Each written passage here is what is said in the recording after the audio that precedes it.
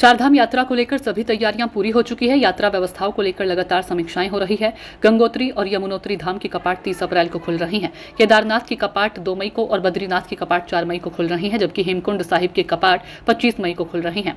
उत्तराखंड सरकार ने चारधाम यात्रा को सुरक्षित और सुव्यवस्थित बनाने के लिए व्यापक तैयारियां की है। पर्यटन सचिव सचिन कुर्वे ने बताया कि इस बार यात्रा के लिए सभी श्रद्धालुओं को रजिस्ट्रेशन अनिवार्य किया गया है। बिना रजिस्ट्रेशन के किसी भी यात्रा की अनुमति नहीं दी जाएगी। चारों धाम व हेमकुंड साहिब के ऑनलाइन रजिस्ट्रेशन का आंकड़ा 20 लाख पार हो चुका है और ऑन स्पॉट रजिस्ट्रेशन की सुविधा 28 अप्रैल से ऋषिकेश, हरिद्वार और विकासनगर में शुरू होगी। सरकार की ओर से यात्रा मार्गों पर हेल्थ चेकअप कैंप, पुलिस सहायता केंद्र और जानकारी देने वाली सहायता बूथ लगाई गई हैं। भीड़ को नियंत्रित करने के लिए ई पास सिस्टम भी लागू किया गया है। पर्यटन सचिव ने बताया कि पिछले सालों के मुकाबले यात्रियों की भीड़ को संभालने के लिए यात्रा के मार्ग व होल्डिंग एरिया के स्ट्रक्चर का काम भी पूरा हो चुका है, जिसकी वजह से इस साल यात्रियों को परेशानी नहीं होगी। देखिए, अभी गंगोत्री और यमुनोत्री जो धाम है उनके कपाट 30 अप्रैल को खुल रहे हैं। केदारनाथ के कपाट 2 मई को खुल रहे हैं और बद्रीनाथ के कपाट 4 मई को खुल रहे हैं और हेमकुंड साहब के कपाट 25 मई को खुल रहे हैं।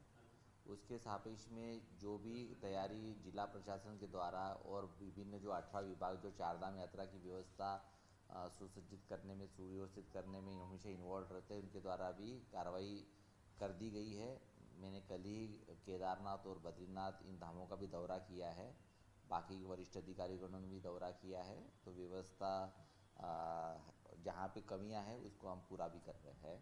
और आज सुबह 10 बजे तक जो ऑनलाइन रजिस्ट्रेशन का जो आंकड़ा है वो चारों धाम मिला के चार धाम और श्री हेमकुंड साहब मिला के 20,21,000 यात्रियों ने अपना रजिस्ट्रेशन कर दिया है।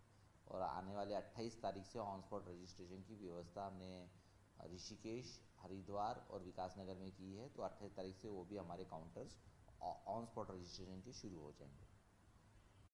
कल भी आप यात्रा होके गए थे, तो क्या कुछ कमियां देखने को मिली? नहीं, देखिए, अभी विशेषकर केदारनाथ और बद्रीनाथ की अगर हम बात करें तो केदारनाथ में मास्टर प्लान के अंतर्गत जो मेजर काम है वो कंप्लीट हो गया है। तो इस बार श्री बाबा केदार की जो डोली है वो मुख्य मार्ग से जो पुल जो इस साल हमने जो कंप्लीट किया है उस पुल से अराइवल प्लाजा और सेंट्रल स्ट्रीट से होते हुए वहाँ मंदिर में जाएगी।